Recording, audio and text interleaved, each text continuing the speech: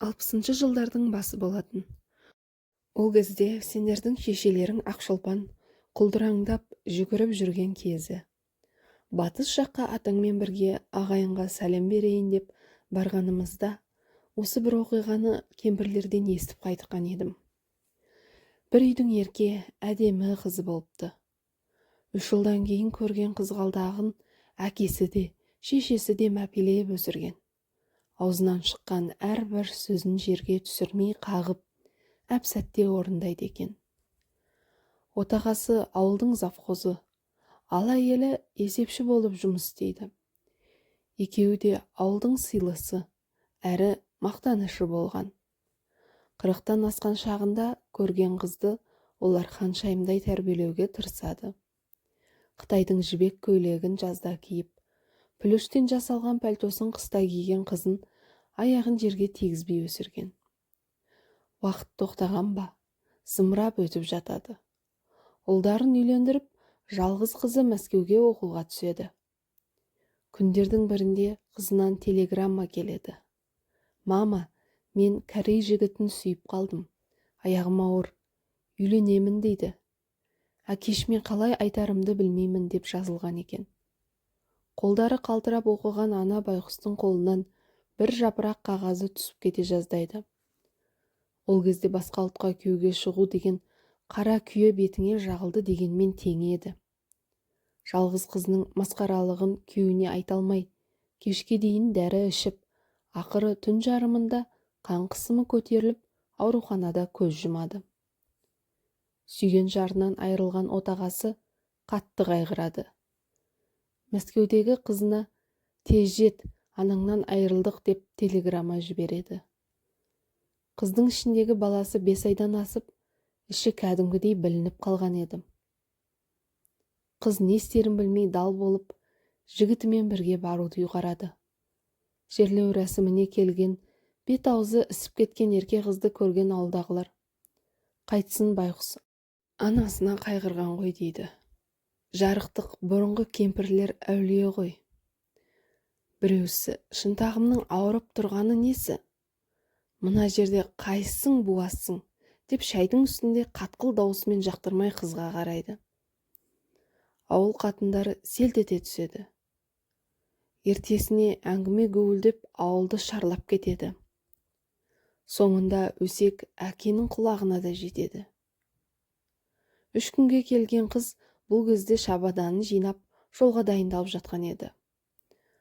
Әкесі болса: «Қызым, елдің айтып жатқаны рас па?» дейді. Қыз үндемей басын шұлғыды. «Қара бет, анаңның түбіне жеткен сен екенсің ғой. Шіріген жұмыртқа неме, қазақтан еркек таппадың ба? Теріс батамды бердім саған» деп екі қолын төбеге қойып қарғайды. Бұл кезде 3 жылда есіктің сыртында тістеніп тұрған еді. «Ешқайда бармайсың» дейді әке қаһарына мініп. Бір аптадан соң кәріс жігіт Мәскеуден қайнатасының алдынан өтуге келеді. Ағайынды үшеу қарындасымен кездестірмеуге бел буады да, пойыздан түскеннен аямай ұрып соғады.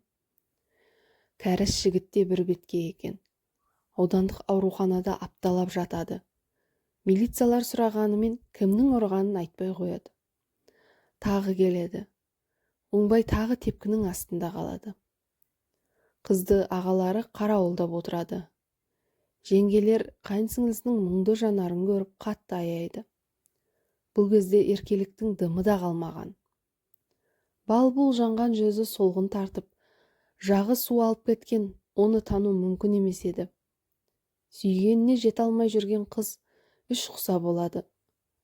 Бір күні жеңгелерінің біреуі: «Еркем, жігітің кешкі жүретін пойызбен қашайық деп отыр. Бүгін ағаң қалаға кетті. Әкең болса көрші ауылдағы ағайынның асында. Жинал, көп болса мен алайын жазаңды» дейді кемсеңдеп жылап.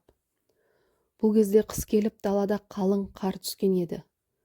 Жеңгесі қаладан келген ағайынның көлігіне отырғызды да қайынсіңлісіне: «Артыңа қарама еркем» деп маңдайынан сүйді.